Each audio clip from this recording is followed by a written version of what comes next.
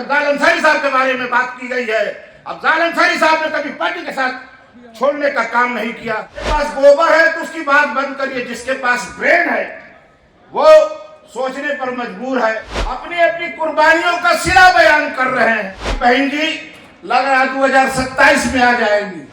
थी तो law and order ठीक रहा है। प्यार मोहब्बत बांटो अपनी बस्तियों में, कम से कम दाएं बाएं तो ताक लो।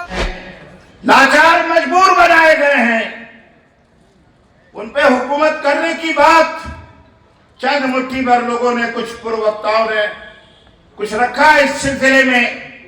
दोस्तों बहुत गहरी और बड़ी लंबी साजिश है। आप गुलाम बनाए जा रहे हैं, एहसास नहीं हो रहा है। क्यों? सब अपनी अपनी कुर्बानियों का सिरा बयान कर रहे हैं। अरे एक विचारधारा की लड़ाई है।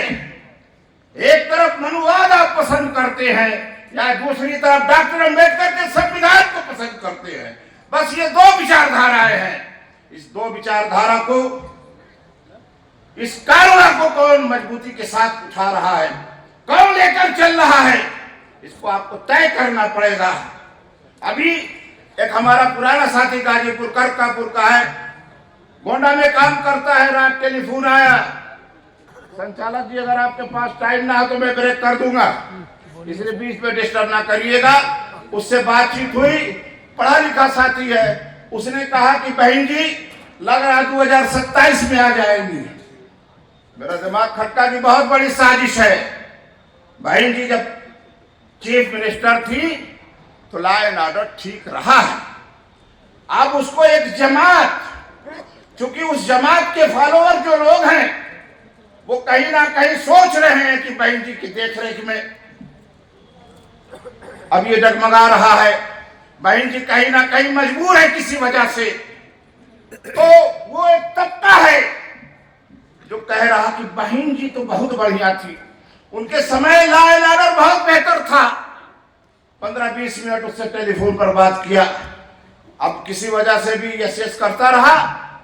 दोस्तों बड़ी साजिश है, क्योंकि बहन जी की जो फॉलोइंग है उसमें जो पढ़ा लिखा, जिसके पास दिमाग है, जिसके पास गोबर है तो उसकी बात बंद करिए, जिसके पास ब्रेन है वो सोचने पर मजबूर है कि ये डॉक्टर अंबेडकर के कारवा को उत्तर प्रदेश में मजबूती के साथ कौन लेके बढ़ सकता है।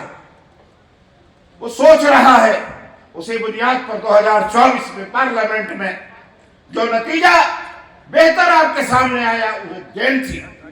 आज वो एक तबका हो जिसका नाम मैं नहीं लेना चाहता हूं, बहुत अकलमंदी से, जिसने हजार साल से आपको गुलाम लाचार बनाया है, वो बस एक काम कर रहा कि बहन जी 2027 में आ जाएगी ने, क्योंकि एक तबका मौजूदा चीफ मिनिस्टर से बुरी तरह से नाराज है, जिसे जो एस्पेक्ट थी, जो अपेक्षाएं थी वो फुलफिल नहीं हो पा रही है।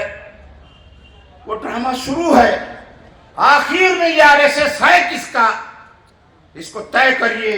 आरएसएस सिर्फ एक की भलाई के लिए है। मंच है, कहीं अंदरूनी मीटिंग होती तो मैं खुलासा बात कर सकता हूं। साथियों बड़ी गहरी साजिश है, बड़ी गहरी साजिश है। मगरूर बनने से काम नहीं चलता। एक दौर था कि मुस्लिम समाज के लोग ये कहते थे कि बिना हमारे दिल्ली में आप नहीं पहुंच सकते हैं। ये मगरूरियत थी, ये गुरूर था, ये घमंड था। इन्हें अनटचेबल बनाकर पार्लियामेंट में बीजेपी और आरएसएस ने 101 पे जाति बनाई।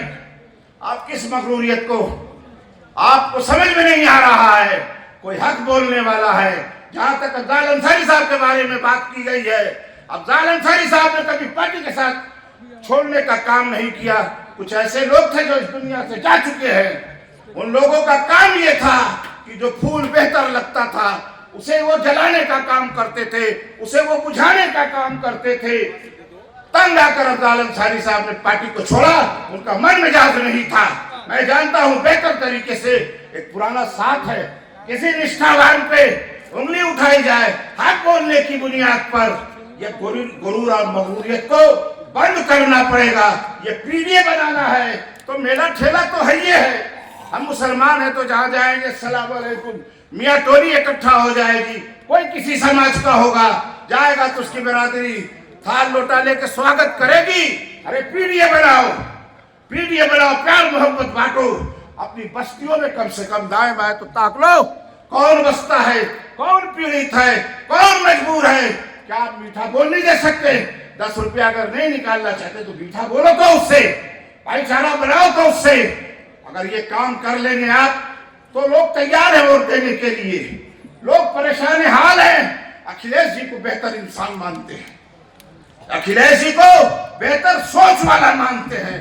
अगर हमारी कुछ गड़बड़ आदत होगी तो जो हमारा दुश्मन है वो दिखाएगा, देखा तो ठीक होगा, है ये चीज रहूंगा। नागवार गुजरता है, हक सुनना पड़ेगा। आप हुक्मरान बनने जा रहे हैं, जब्त करिए, सब्र करिए। और पार्टी के किसी जिम्मेदार के ऊपर मैं इसे नहीं बर्दाश्त कर सकता हूं कि कोई किस मंच के ऊपर बैठकर तबर्रा करे। जिसको जो कुछ कहना है, राष्ट्रीय अध्यक्ष तो खुलेआम मिल रहे हैं लोगों से, जाइए उनसे अपनी बात रखिए, उनसे डिबेट करिए, बहस करिए। ये खुले मंच पर ये क्या मैसेज देना चाहते हैं? जहां मीडिया के लोग होंगे, तमाम सारे लोग होंगे, फालतू बस तो कर दिया, बस तो कर दिया। जो बात होनी चाहिए उसको समझने की आवश्यकता है। कोई लालच नहीं है, कोई तमा नहीं है, कोई लोभ नहीं है। हमें तो गिफ्ट में मिला था 89 में, समाजवादी पार्टी का पर्चर हमने फहराया गाजीपुर जनपद में। हम लोग लखनऊ से पोस्टर वगैरह रोडवेज की बसों पर कांधे पर लाद के उठा के लाते थे। यह काम किया गया गरिया और पूछे में, कोई लालच नहीं है।